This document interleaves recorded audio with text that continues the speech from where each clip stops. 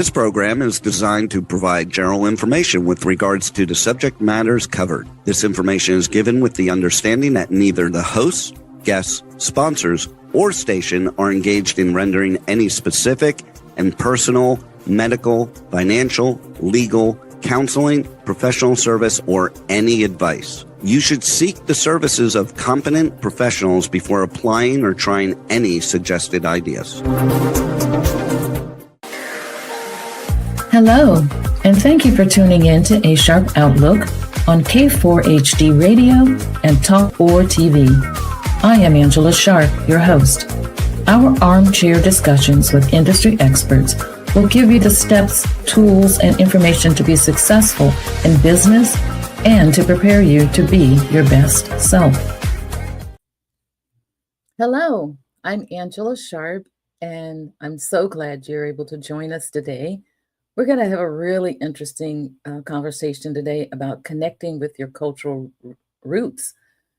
And it's really vital to get an understanding, celebrating, and maintaining ties to one's cultural heritage. Through compelling conversations and insightful discussion, we explore the diverse traditions, values, stories, and experiences that shape our identities and connect us to our past and inform our future. It's hard to know where we're going when we don't know where we've come from. And it makes it difficult to make the right decisions or the right choices. But just going back and connecting and getting involved in those cultural things, it gives you a real perspective of what's going on in your life. So I'm glad you're able to join us as we uncover the richness and resilience of cultural roots and examine their profound impact on our lives, families, and communities. We'll hear from an expert and elder, me, and everyday individuals who are actively engaged in preserving and revitalizing their cultures. It's very important to keep your culture and to be able to share that culture. Today, my guest is Vicki Oldman, and she is a highly respected cultural and passionate community leader dedicated to preserving and promoting Indigenous traditions and cultural heritage worldwide. With over 2 decades of experience working in partnership with diverse communities, Vicki possesses a profound understanding of the critical role cultural heritage plays in fostering individual and collective identity, resilience in the face of adversity, and strong social cohesion. Vicki has been an education facilitator, skilled trainer, working in areas like strategic planning, community and organizational development, board development, and team building. And as a consultant, she has provided technical assistance, curriculum writing, and program coordination in both urban and rural environments. She has worked in asset building, Native CDFIs, nonprofit organizational development, train the trainers, communications and coaching, and she is founding and managing partner of Seven Sisters Community Development Group, Seven Sisters CDFI, serving low-income families in Native communities. Owner of the Real Native Roots, Untold Stories, a podcast bringing healing stories to communities and the next generation. And I'll tell you, that is a wonderful program to listen into and to get educated and also enlightened as to how important cultural background and information is. I'd like to invite Vicki to join me so we can begin our conversation. Yate. Oh, yate. Hello, hello, hello. It is. I'm like, I'm arriving Yes. with my earrings and my ancestors and my cultural groundness. Yes, yes. It's so wonderful. It's so wonderful. And it's great. I've been watching your show and it's I listen to it. And I'll tell you, I just enjoyed every moment of you sharing untold, like the untold stories different things that aren't written in most books. They're stories that are passed down, and those are some of the best stories you ever want to hear. If Hollywood actually wanted to be successful, they'd be trying to tap into some of these stories because they're exciting. They just grasp every emotion that you have within your being, and then they bring it to resolution, and you say, "Whew, now I know what's in my system." And then you have great poems that you always read. Do you have a poem for us today? I do. And I just want to say, Shahat, thank you so much for bringing me on. I just think um, anytime we can connect with people deeply and share story, that's medicine in itself. And so Mhm. I just ask folks, anyone who's listening in here, just to take a deep breath with us before I read the poem. So let's take a Yes. deep breath together and exhale. I always like to do that because, I don't know where everyone's coming from, whatever conversation they may have had or what they're sitting with. So, Mhm. one of my favorite authors, I love this man. I wish that I met him, but he's already in the spirit world, is Mhm. Richard Wagamese, and I'm reading from a book called What Comes from Spirit. He's a great, great writer, and, I love this man. Mhm. Okay, so here we go. It starts as, "We all have stories within us. Sometimes we hold them gingerly, sometimes desperately, sometimes as gently as an infant. Hmm. It is only by sharing our stories, by being strong enough to take a risk, both in the telling and in the asking, that we make it possible to know, recognize, and understand each other." That is true. That is so true. Mhm. And sometimes it does take courage to become that vulnerable to share those stories. But, I've gotten to the place where I have to share stories because I know there's someone else walking the same path I've walked. Mhm. And if I can help them by sharing my story, I think my life was worth living Mm. because someone has learned and gathered some wisdom from maybe my stupid decisions, but it doesn't matter, good, bad, or whatever. It was a choice when we're walking down the path, we turned right instead of left, or we backed up, or whatever it is, Yeah. that's not And knowing. Mhm. yeah, absolutely. And I feel like when you had shared about our learnings, right? I feel like even watching a baby, an infant, that is story watching, right? And as an elder, I receive that acknowledgement. As an elder, when I watch a child, I'm also receiving and learning from them. Like, I feel like sometimes it is important we listen to our elders. And recently, my dad actually was like, we are going back and forth and talking, and he's like, "Listen." And I was like a child. I'm like, "Oh, I'm over talking, Papa. I need to listen." And it's the same thing with a baby, a child. They can scream and yell, like, and they're trying to tell us, "Listen, Mhm. I need something, or I need to tell you something." And I feel like even when we're in nature, nature's also telling us that, like, "Listen."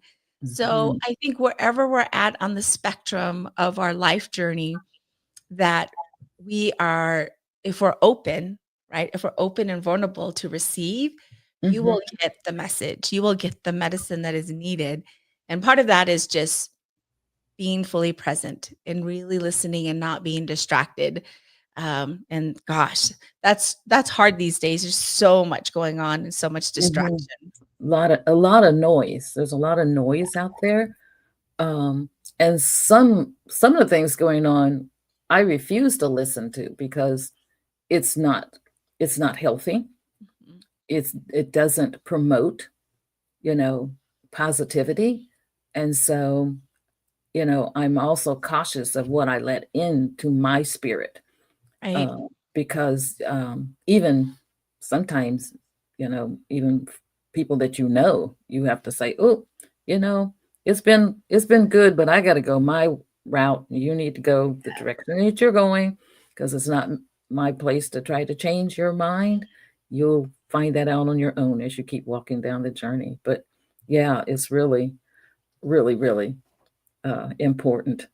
So, exploring what it means to be native in a modern world, because I noticed recently there's a lot of younger, and I'm so proud of our youth, the younger indigenous um, people they're coming up strong, where maybe I would have been really quiet and feeling my way. They are very vocal now, and they are really speaking um, some things, and I'm so proud of them. And they're picking up the mantle, and they're continuing to, fight the good fight, and they're making the noises and sitting down and at the table and making sure there is a table for them. I mean, the youth is really, really uh, doing some great things.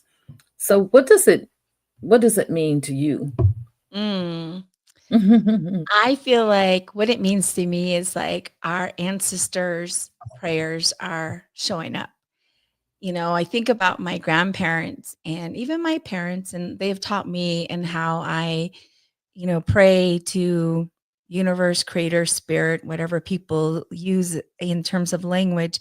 We're always praying for currently, right? We pray for going forward. We pray for our young people. We pray for the generation. We pray that they stay intact and be healthy.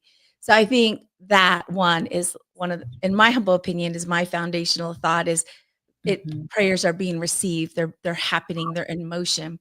And I also think, our young people, they're smart. They listen, they observe, and they're also not afraid, which I love because they're pushing back on like old ideas. And, because science also comes into play in showing evidence. And this is what I love about our indigenous and our cultural ways is that we have known since time memorial what the land does. We Mhm. know why we do certain things, what we believe. People thought they were superstitious. And now science is catching up and realizing, hey, there's some validity here with smudging. There's some validity here with, internal trauma. So when I Mhm. think of, because I remember my ancestors, like my grandparents and my mother, my aunties, when I was caring, they would always say to me, be careful what you think, be careful what you put in your mind, be careful with how you move and how much, but don't be lazy, because they Mhm. understood trauma. They didn't have those words, but they knew that if I was hurting and crying and aching, the baby is going to feel that. And the baby is already getting that sense. So I feel like young people are also learning about somatic work, about trauma, historical trauma, societal trauma, Mhm. and they're flipping the It's narrative. different. They're not Mhm. owning being victims anymore and saying, "Hey, we have the medicine, and that's our songs, our prayers, Mhm. our Mhm. language." And I love it when I see young people like on Instagram or on TikTok, and they're practicing the language. And I Mhm. feel like I don't know how old you are, but you're probably younger than me. I don't think But so. when I was speaking and try to speak my language, I would get shamed. Like, it was Mhm. interesting, like, Mhm. the elders, some of my relatives would, get on me, they would tease me, and then that would make me feel discouraged to try practicing. And so I make it a point to really try to encourage our people. When you see our young people trying, encourage them, show Yeah. them gently, don't shame them. And Mhm. I think I'm like, I'm so happy for our young people. And I also think though they need to practice more listening skills though. Yeah. Yeah. I'm hoping they're listening. But like I say, I mean, just recently, they had a canoe journey on the Clackamas River out here in Oregon. It's like 130 miles. They paddled that whole way, and I was like, Wow. "Whoa!" and nobody said, "Oh, you guys, you get up, you go do this." They decided themselves. And Mm, I've been seeing a lot of, because I'm in the Seattle area, but now closer to Portland and near the water, the ocean, the rivers. And I see a lot of the journeys being done by different tribes so that the youth can find out this is what your ancestors endured so mm, that you could be here. yeah. And it's just incredible, to see that. And that's why I love, some of the stories that you have on your podcast. You know, why did you decide to do that Mhm. podcast? So the story is this is right before COVID, maybe a year, 2018.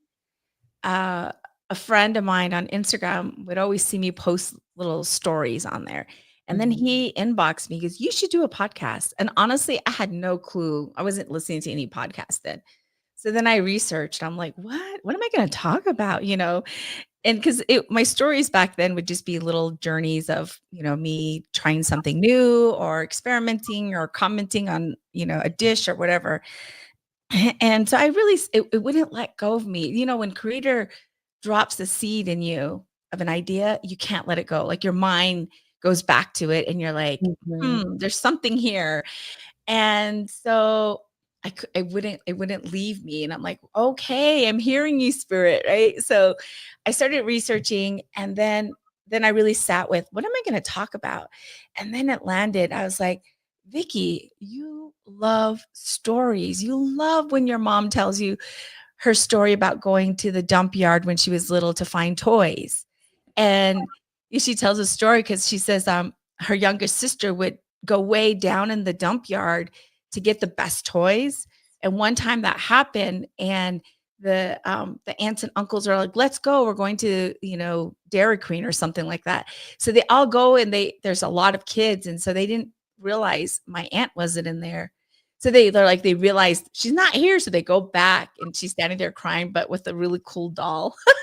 But everybody's eating their ice cream. And so those kind of stories, I was like, oh my God. And I'm like, Mom, tell me that story again. And so that I was like, those are untold stories. Those are stories Mhm. that she would not share, and my grandmother as well. I would say, Grandma, tell me the story about that rock again. So then I was like, okay, I know untold stories, but what's the first half of this podcast? So the goal really was to interview.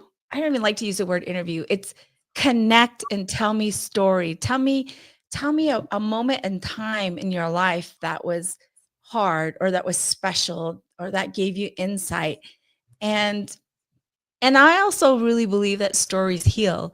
So once that all came together, I bought the equipment, and this is what I was going to do was that I was going to pack the equipment, and all my business travels, I was going to stay a day later or come early and then find local stories from community people. And then COVID happened.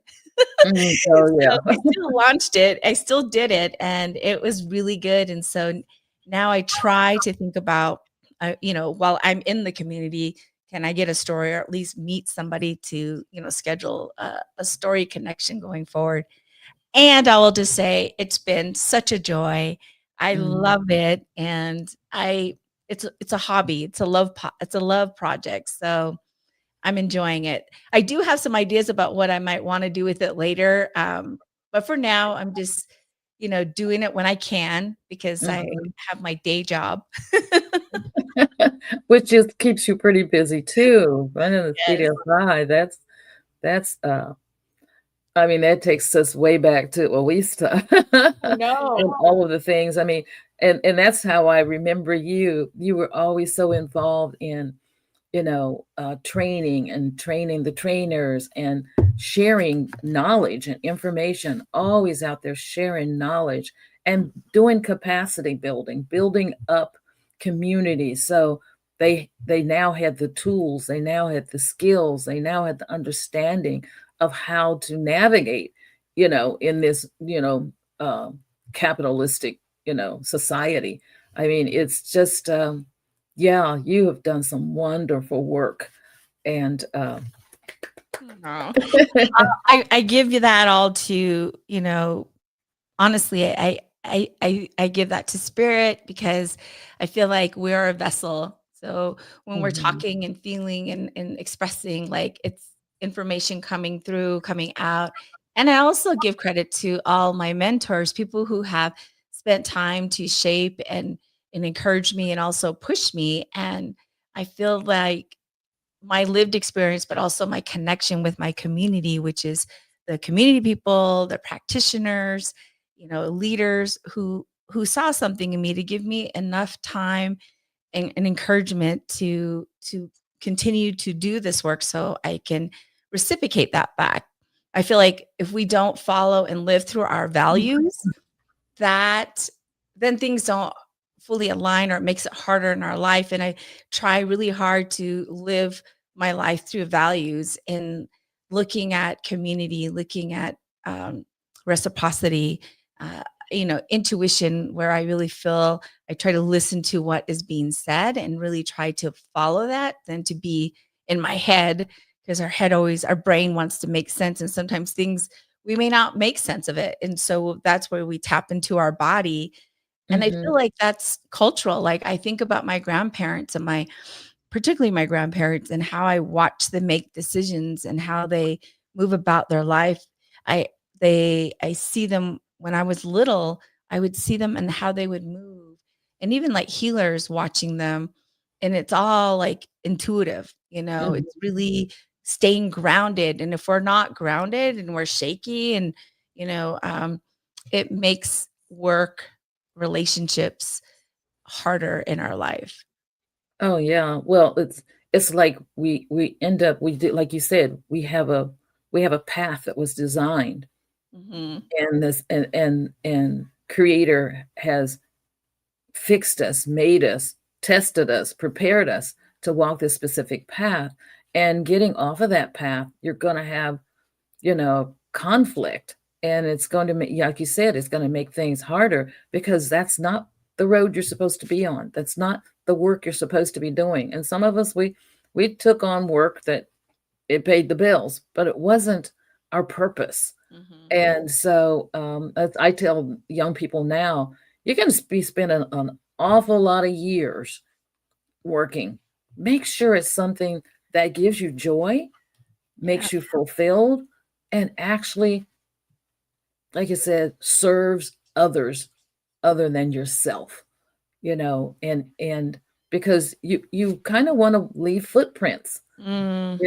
You want to leave footprints so that someone's going to remember your name. They're going to remember what you did. They're going to remember a story you told. They're going to remember a poem that was written or a painting that was painted. They're going to remember because first off, it when you're in the right realm and you're walking and spirit is guiding you, when you speak, there's an energy that comes from you Mhm. that blesses those people so that they now become energized to do some of the very same things.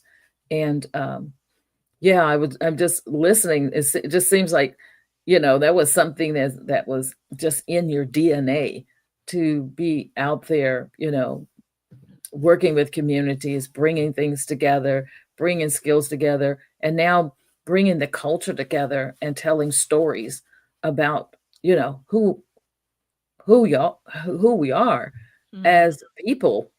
And I believe in culture because, like I said, it took me a while to um, accept it because of just some of the things that I experienced or I saw when I was growing up, and then moving into a corporate environment, being so strict and me being the only woman there in finance and tech, and them actually not wanting me to be there, but I didn't care because I was going to be who I was going to be, and I just let them know you're not that important.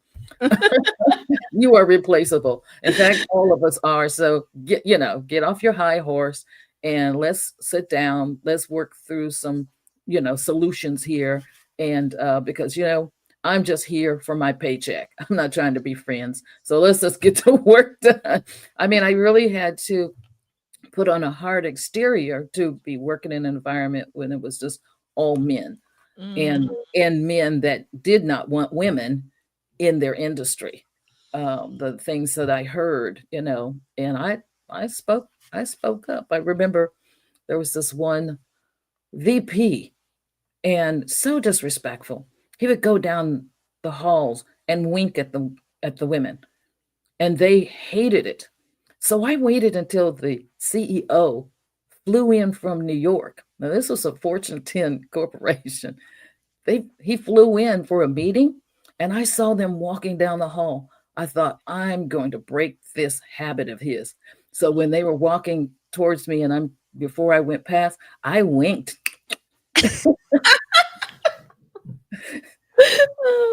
Oh man, I'm telling you, everybody was just flustered, and I was like, well, bet you won't do that again. And you know what? Never did it again. Sometimes you have to understand that's not how you're supposed to behave towards others, regardless of what their color is or regardless of what their culture is. Everyone deserves respect mine.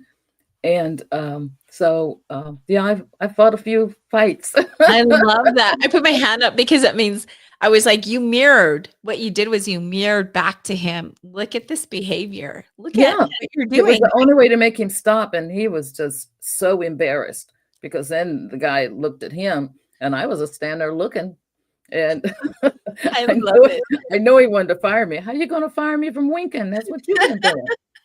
And so didn't do it again. Never did it again. And it's like, it's just one of those things, and just little things like that I remember of just taking that path and what I had to do. But I have freedom now. I feel free. And so now I want to give back information and things like that. But, from your extensive experience of working with diverse communities, what do you see as some of the most pressing challenges they face and in maintaining their unique cultural traditions in today's rapidly changing and increasingly globalized world? Do you see any challenges? So, I work directly. So I work in two spaces now, like with organizations directly or with intermediaries that give resources to these organizations. Mhm. And so what I'm finding, particularly with our organizations, like our Native, Indigenous nonprofits, particularly, Yeah. that, you know, the way the way they run an organization, which is a nonprofit 501(c)(3) status, was not designed in a cultural lens. Mhm. By all means, it was not set up that way with us in mind. And so we have been constantly like code talking, right? Trying to figure out how a system that is so boxy and structured and not with the cultural lens and how to navigate that. And some have you like they're getting through it, but it's still rigid because and you think about our culture, we're Mhm. about relationships. Right. We're not about scarcity. So you think about nonprofit sector, it's about scarcity. Like Mhm. have enough income, we got to bring in money, and like it's this scarcity mindset. But when you think from an indigenous lens, there's no such thing. We have Mm-mm. plenty. There's plenty here, and how we share generously is also different, which is a different mindset in how a Totally. nonprofit provides services. Right? It's Mhm. like you have to Mhm. have certain requirements. You have to have a certain amount of income. So they have these strict guidelines, and when you think about how our mindset is, it's no wonder it's really tricky. So I Yeah. find like, us trying to noodle through the waffle and how to design. But I'm seeing now more and more organizations, which I love, they are rewriting their policies. They're rewriting what they feel is true to their, community people, but their employers. Mhm. So, for example, having time for ceremony, you know, having time for like for self-care, whether that means going to sweat or something like that. Excuse me, not having a sense of urgency, looking at their time and how they do the work differently. not a straight, Monday through Friday from 8 to 5. Mhm. And I think they're experimenting. And then they're also experimenting with structures of their leadership in terms of their board of directors, and Mhm. trying to look more of a flat structure, and looking at, here are anchors, or here are councils from different places that we need to work with, versus here are the 501c3 kind of board status. So I'm Mhm. seeing folks experimenting, they're prototyping and trying things out now, because they know what's in place has been challenging. And Oh, it yeah. Oh, gosh. And believe me, I'm I'm quite aware. Being someone who's worked in finance and then worked in tech, which is all rigid, all Mhm. boxed in, no ways of maybe changing it or going outside the box or this, that, and the other. I can see how it conflicts with a community mindset, because you're right. The way they're written, there no communities involved. It's like, okay, these are your funds. This is what we expect you to do. This is what we want you to report. This is what we're going to end up reimbursing. This is what we're not going to pay for. I mean, just, all of these different things, instead of saying, these are your needs. However, you feel you need to administer this award so that you meet your goals and objectives, as long as the funds are spent on your project. That's all that's necessary. But to narrow it down to, you need to see 2 people. I want how many people? And, counting the numbers of people that actually got served and those things. How about caring more about the quality of service instead of how many numbers you got? And that's it's almost like you dehumanize even the projects that you're trying to fund. And and I know you have to have rules, I know you have to have regulations, but you can have humanity and sensitivity in those rules. I mean, I've got a lot of people lined up. We're going to do whatever we can to change the corporate environment, Right? because So one thought came to my mind recently, and that is looking at the nonprofit arm. And Mhm. when you think about our communities before these systems were in place, we were in smaller community hubs, right? Like Right. family pods, and then, clan pods, name pods. Yeah. And when we were living in that format, we helped each other. So if people went hunting, people come back and then they disseminate, to everyone, not just, Everything. to the family. They thought about the whole family. Uh, so back then, I feel like we we were providing these needs and services and gaps that we don't have as much now. Like, I know communities they're trying to bring that, like, build that connection. It's the connection of the community to support and help one Mhm. another.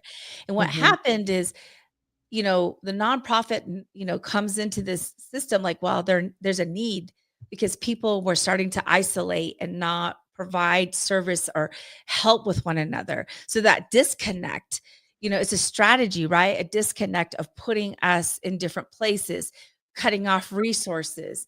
And so now Mhm. we have the nonprofit sector trying to fill that, when in essence we can really do that for each other. But part of that is us reconnecting, us coming back into community, us Right. working and helping one another. So then, the nonprofit, doesn't need to be in that place. It's like it's filling that gap. And what had happened though is the disconnect. And Mhm. so what I'm noticing, particularly now, is that a lot of organizers and community are realizing we're trying to be placed in a space of fear, of being isolated and not being in community. And we need to go back to being in community. And that's Right. why our ceremonies are so important, because that's when we're there, we're quiet, we're praying, we're connected, we're in a whole different mindset. We're not thinking about work, right? Mhm. And Mhm. then the last thing I'll just say about the intermediaries, I've been working with a lot of foundations and funders.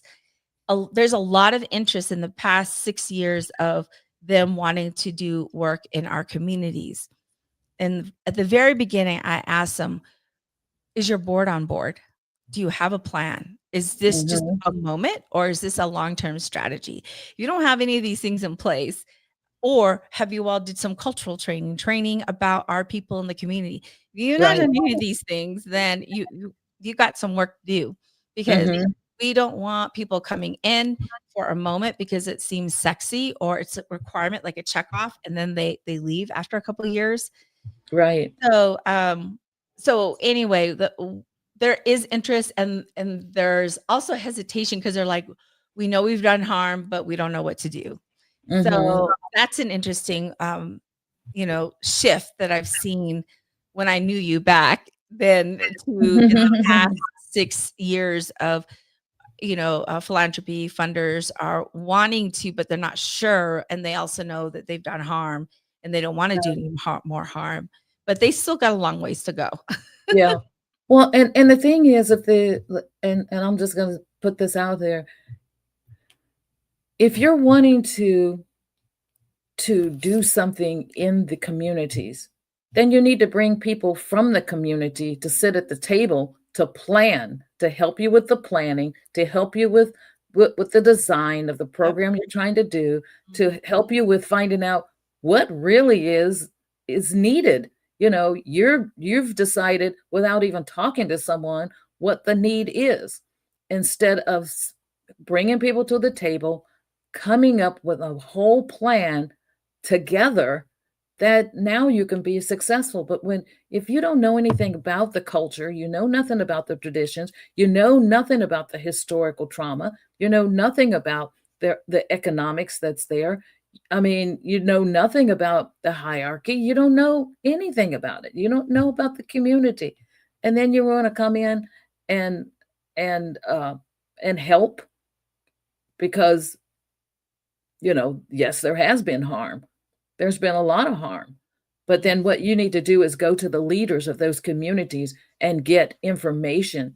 And better yet, find out exactly what's needed, and then find out who would be best to facilitate that program from your community. How about that? Yeah.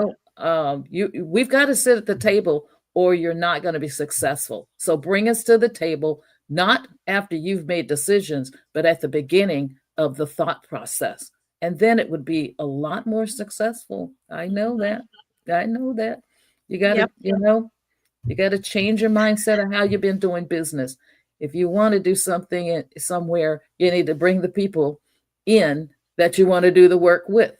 Uh, because you're not dealing with children, you're dealing with adults. So they have ideas, they have thoughts, and they know what works. Um, I've been there. I've been through all of that. It's hard work. Yeah. And I'll also say it's also rewarding when an organization, whether it's our native group or the non-native organizations, make headway. Even the small wins are like, yay, particularly in this environment. And, I just have to hand it to our people. Like, we do so much with so little, and we are so freaking amazing and creative. We have Mhm. we have challenges, and we're still working through it. And I have hope. And as I said earlier, I believe some of these prayers are, some of the things that are happening is because of the prayers that our Yes. Yes. grandparents said Yes. for us, or great Yeah. grandparents. I mean, we're just, a continuation of what the ancestors designed many, many years ago, and we're just carrying it on. Sometimes you don't know why you're thinking a thought, but it's like you hear something, and it's Yeah. like, yeah, that's right. That's what I really need to do. And it just like you're just continuing the work that was started. And it's something that's just totally outside of the normal education programs and different things like that. It's just so different, so different. In what specific ways does cultural education contribute to fostering a strong sense of identity, belonging, and self-esteem?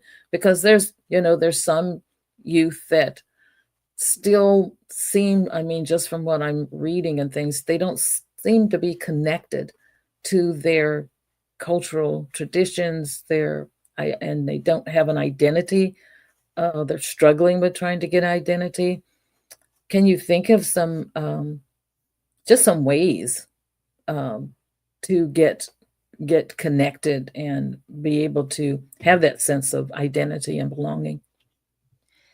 I think honestly, it really has to start with their desire. We talk about the word vulnerability, and it's vulnerability in both places in like reaching out, but also for individuals in the respective communities to also reach out to see like there's a need here.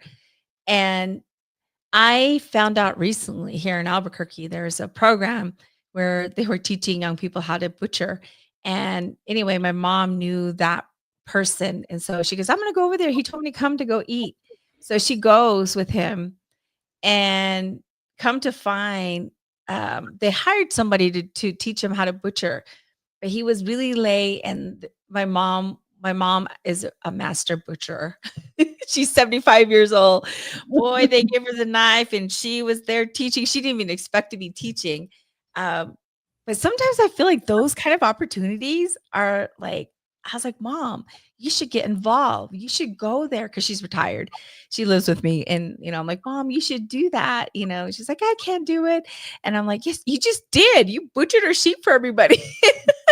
And they were and the young people were just so intrigued, and she was talking about why you can't do, because they had the sheep tied up for a while and it was getting hot, and you're supposed to do this early in the morning, talking Mhm. about the science of it. And then anyway, so that's an example of like there are things in our backyard that we don't even know about programs and people who are there to help. And part of it is taking the first step. I think we as individuals too, like I have two young men, my boys, 27 and 23, and I do my part to try to like say something in Navajo to them, or send maybe a video about someone who's talking about maybe the mai, the coyote, and where it goes. I Mhm. tell them those things, but what's important is repetition. They need to hear it. They need to practice it. Learning a song, practicing your language, even if it's one or two words. Mhm. Putting that, because your body, you're in your DNA, and we just have to practice. And I think there's so much content out there. It's amazing. You Oh, cannot yeah. say you don't know. It's right at our fingertips. Mhm. But the best, I think, is finding people in your community, finding programs that do the learning, the lived experience, like the butchering sheep, right? I recently found out there's somebody who does rug weaving, and Oh. I'm learning, and I'm like, I want to take that Mhm. class so I can sharpen my skills.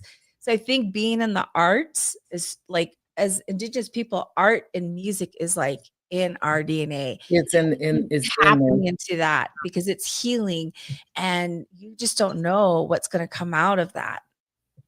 Oh, I tell you, I took a vacation years ago.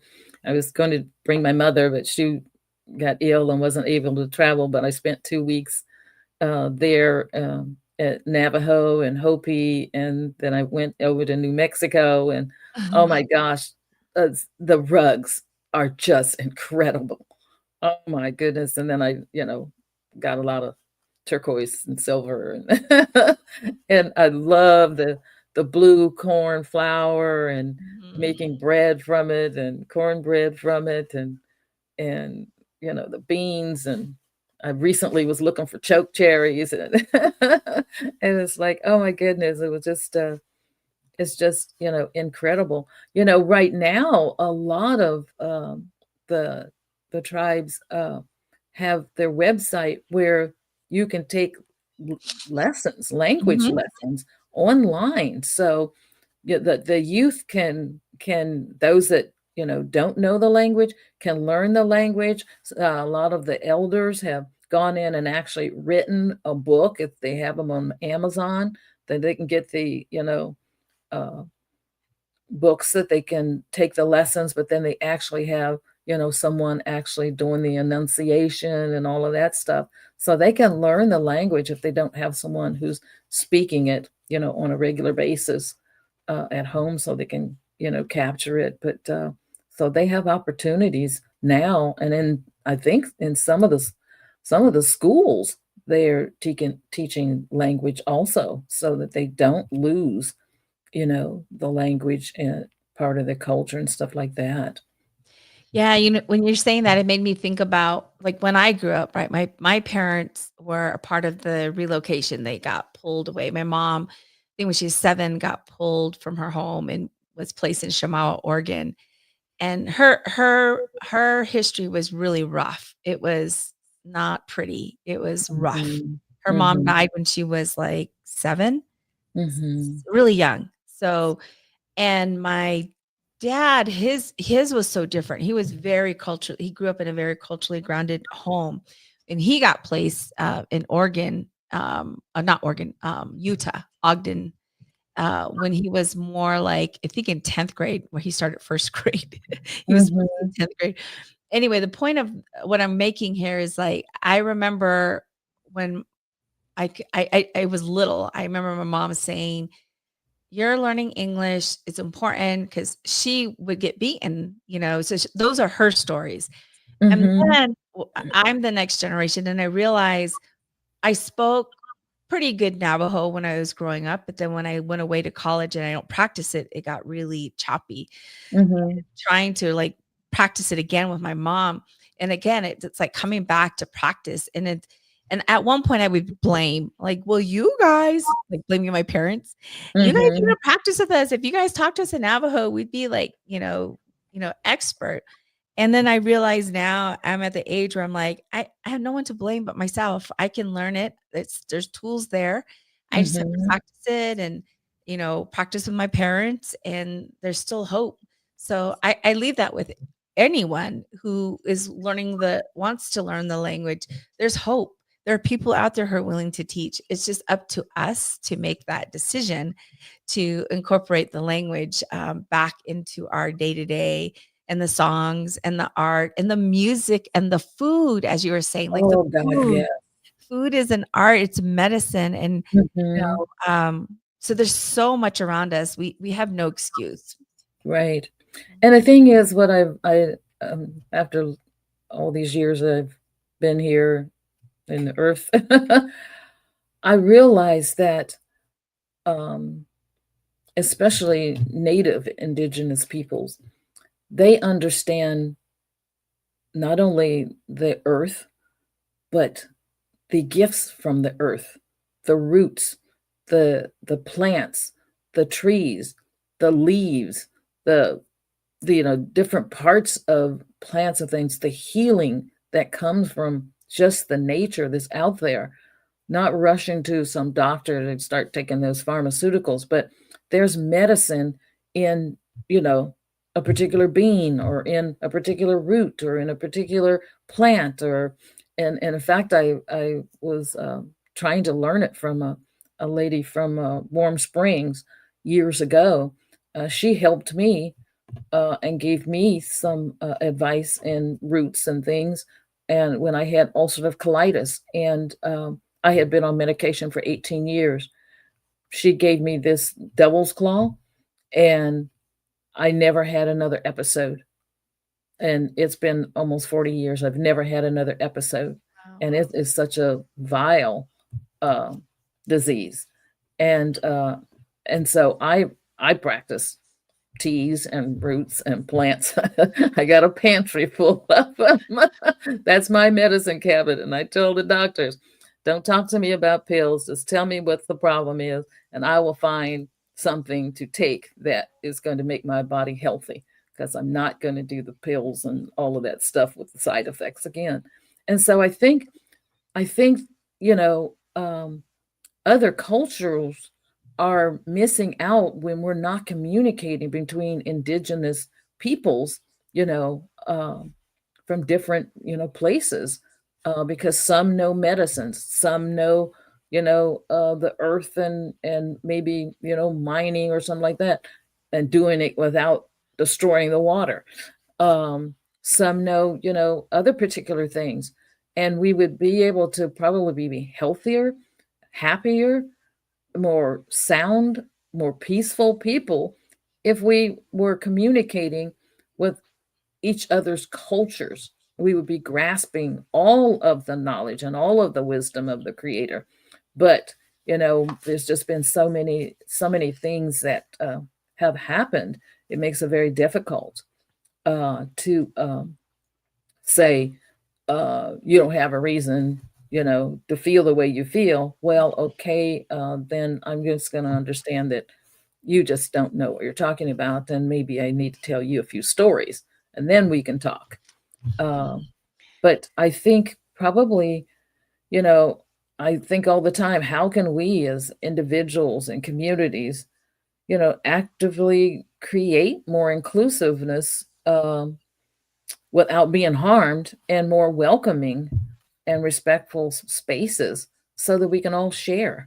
We Oh, need to learn from one another. yeah. It starts with themselves.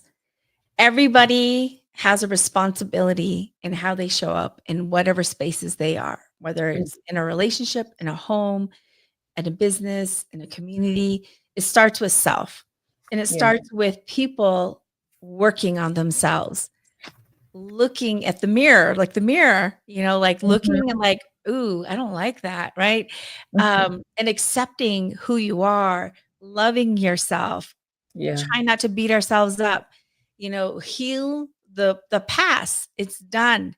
So how do I move from here? All of us have been through heartbreak, Oh, losing absolutely. people, but there's learning there. Those relationships were learning, right? Even like people who've gone to the next plane, we have to start with us. Yes. And I'm going to just read this real quickly by Okay. Richard. So here it goes.